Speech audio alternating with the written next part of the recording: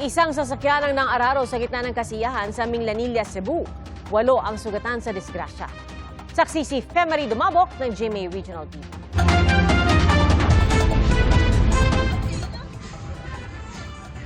Nagkakasiyahan sa kalsada ang mga residenteng ito sa Minglanilla, Cebu, Sabado ng gabi. Piyesta kasi noon sa Barangay Kadulawan. Pero maya-maya, biglang dumating ang isang van-type multicab at inararo ang mga tao. 8 ang nasugatan. Nadamay rin ang 2 motorsiklo. Base sa investigasyon ng pulisya, kapitan ng Karatig Barangay ang nagmamaneho ng sasakyan. Pauwi na raw sana siya matapos makipiyasta sa bahay ng kanyang kapatid. Pero pumalya umano ang preno.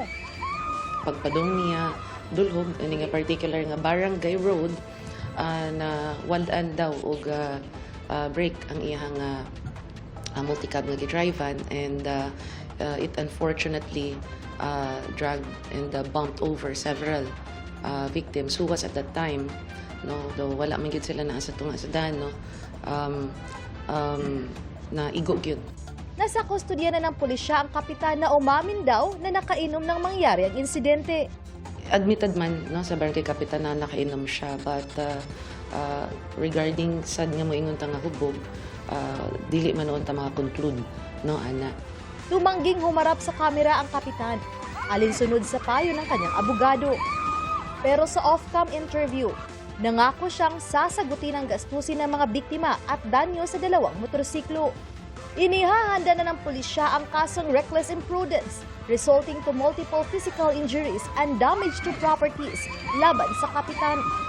Nasa maayos na lagay naman ang mga biktima matapos isugod sa ospital. Alas 7 ng umaga naman kahapon nang araruhin ng humaharurot na SUV ang 2 motorsiklo at sinusundan nilang pulang kotse sa Cabanatuan, Isabela. Sugatan ang mag-inang magkaangka sa isang motorsiklo at ang rider sa isa pang motorsiklo. Nasa kustodya na ng pulisya ang driver ng SUV. Inihahanda na ang kasong reckless imprudence resulting to physical injuries and damage to property.